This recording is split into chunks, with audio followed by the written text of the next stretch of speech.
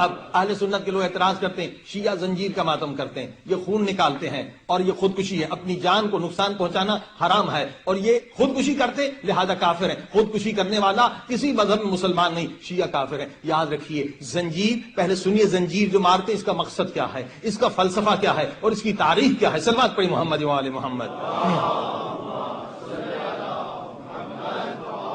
کسی بھی مذہب کے بارے میں اگر آپ اعتراض کرتے پہلے ان سے پوچھیں تو صحیح کہ آپ کرتے کیوں ہیں، کیا فلسفہ ہے، کیا مقصد ہے، کیا تاریخ ہے۔ یاد رکھیے زنجیر جب بھی کوئی مارتا ہے تو مارنے والے کم ہوتے ہیں اور انہیں روکنے والے زیادہ ہوتے ہیں کہ اتنا جوش میں نہ آ جائے کہ اس کی جان کو خطرہ ہو جائے، فوراً پکڑ لیتے ہیں۔ صلوات پڑھی محمد و آل محمد۔ ہاں جی، آپ نے دیکھا مقصد یہ نہیں ہے کہ اپنی جان ضائع کرے، مگر اس کا پیچھے مقصد ہے۔ مقصد کیا ہے؟ مقصد یہ ہے عزیزان گرامی، یہ مذہب اہل بیت کا ہمیشہ مظلوم رہا ہے، ٹھیک ہے، ہمیں کبھی تبلیغ کا موقع نہیں ملا۔ آج تو ٹی وی کا زمانہ ہے، ریڈیو کا زمانہ ہے، اب کس طرح سے میڈیا کریٹ کیا جائے۔ اب یہ زنجیر کی تاریخ کیا ہے، زنجیر کا فلسفہ کیا ہے۔ پہلے عزاداری شروع کہاں سے ہوئی؟ پہلے عزاداری ہمارے ائمہ معصومین نے، امام جعفر صادق علیہ الصلوۃ والسلام، امام محمد باقر علیہ الصلوۃ والسلام، امام جعفر صادق علیہ الصلوۃ والسلام نے عزاداری کا آرڈر یہ دیا کہ جب حاجی حج پر آتے ہیں نا تو ایک گروپ میں شیعہ بیٹھ جائیں اور رونے شروع کریں، صرف ماتم نہیں، صرف رونا شروع کریں اور مرثیہ پڑھنا شروع کریں۔ حاجی پوچھیں گے کیا ہو گیا، تم کیوں رو رہے ہو؟ تو بتاؤ کہ غربت میں حسین مارا گیا۔ یہ تبلیغ کا طریقہ، کوئی ماتم نہیں تھا، پہلے رونا شروع کرو۔ آؤ وہ بھی حج کے سیزن میں گروپ بنا کر تم اچھے اچھے اشعار سے حسین کی مظلومیت بیان کرو۔ اب اس کے بعد جب اور آزادی ملی تو اب ماتم کے جلوس نکالے، ٹھیک ہے۔ اب زنجیر کا ماتم کب شروع ہوا، کہاں شروع ہوا؟ اب آپ دیکھیں جہاں بھی زنجیر کا ماتم ہوتا ہے، اب اس کا مقصد یہ تھا کہ چند لوگ آئیں قربانی دے، زنجیر ماریں، تھوڑا سا خون نکلے گا، اس سے کیا ہوگا؟ ہزاروں لوگ جمع ہو جائیں گے۔ کیا ہو رہا ہے آج بھی پاکستان میں؟ جب زنجیر لگتی ہے جس شہر میں، کہاں لگتی ہے؟ چوک میں لگتی ہے، بالکل سینٹر ڈاؤن ٹاؤن جو شہر کا سب سے بڑا حصہ ہے وہاں لگتی ہے، اور لاکھوں کا مجمع، کہیں ہزاروں کا مجمع زنجیر زنی دیکھنے آتا ہے۔ اب زنجیر کے بہانے سے میڈیا کریٹ ہو جاتا ہے، ہزاروں لوگ جمع ہوتے ہیں۔ اب عالم دین آ کے بتاتا ہے کہ حسین کتنے مظلوم تھے، یزید کتنا ظالم تھا۔ تو فائدہ کیا ہے اس تبلیغ کا؟ فائدہ یہ ہے مظلوم سے محبت پیدا ہو اور ظالم سے نفرت پیدا ہو۔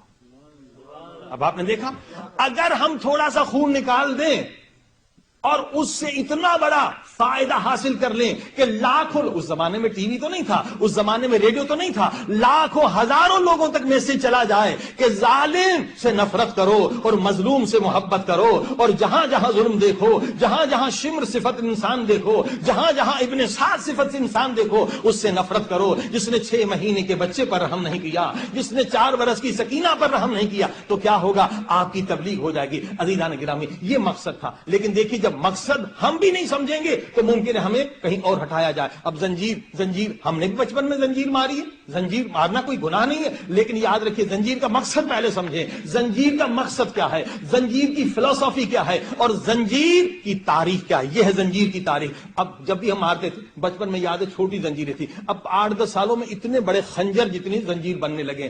زنجیر کا مقصد یہ نہیں کہ گوشت کے ٹکڑے اڑا دیا اور جان کو خطرہ، نہیں، زنجیر کا مقصد ہے کہ میسج، ایک میڈیا کریٹ ہو۔ اب حضرت آیت اللہ خامنئی کی جو تقریر ہے زنجیر کے بارے میں وہ کیا ہے؟ بالکل جو ابھی میں نے بتائی وہی انہوں نے فرمایا تھا کہ زنجیر کے ذریعے سے مومنین نے قربانی دی، خون دیا اور میڈیا بنا اور تبلیغ ہوئی۔ کہا لیکن اب جن جن ممالک میں، یورپ اور خصوصاً امریکہ میں کیا ہوتا ہے کہ یہی فلم جو ہم زنجیر مارتے ہیں اس کو ہمارے دشمنان اسلام ٹی وی پر دکھاتے ہیں اور کہتے ہیں یہ جنگلی ہیں، یہ وحشی ہیں، یہ ٹیررسٹ ہیں، یعنی اس کو ہمارے الٹا، ہمارے خلاف استعمال کرتے ہیں۔ تو جہاں پر زنجیر مارنے سے اگر 5-6 آدمی شیعہ ہوتے ہیں تو یقیناً مانیے، مسلمان ہوتے ہیں تو یقیناً ماریے، لیکن جہاں الٹا لوگ شیعت سے نفرت کریں وہاں مارنا صحیح نہیں ہے۔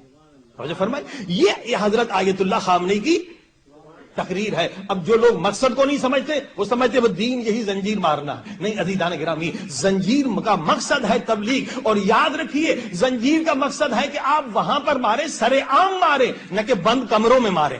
بند کمرے میں مارنے کا تو فائدہ نہیں. زنجیر پاکستان میں جہاں بھی لگتی ہے سڑک پہ لگتی ہے اور مین روڈ پہ لگتی ہے کہ اگر ہم خون کی قربانی دیں تو 4 5 8 10 لوگ کم سے کم متوجہ ہو جائیں, ان کے دل میں رحم آ جائے. اب یہ جب مقصد کو انسان نہیں سمجھتا تو الٹا کر دیتا ہے کہ جو عبادت سڑک پہ کرنی ہے وہ بند کمرے میں کرتا ہے, اور جو بند کمرے میں کرنی ہے وہ سڑک پہ کرنے لگتا ہے. بات پڑھی محمد و آل محمد.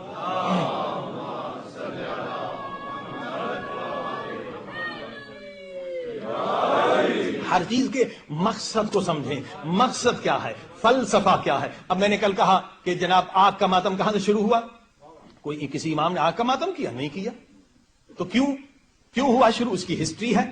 برما سے شروع ہوا, ہندوستان کی طرف سے شروع ہوا کہ جناب ہندو تھے, جب انہوں نے دیکھا کہ یہ شیعہ یہ مسلمان آگ پہ چلے جاتے ہیں جلتے نہیں ہیں, اسے دیکھ کر کتنے مسلمان ہو گئے. اب اگر مسلمان ہو رہے ہیں تو اب آگ پہ ماتم کریں, لیکن اگر آگ پہ ماتم کرنا الٹا تماشا بن جائے تو یہ دین نہیں, یہ فروع دین نہیں, اصول دین نہیں. آپ وہ کام کریں جس سے لوگ اٹریکٹ ہو جائیں اور اسلام میں داخل ہو جائیں. صلوات پڑھی محمد و آل محمد.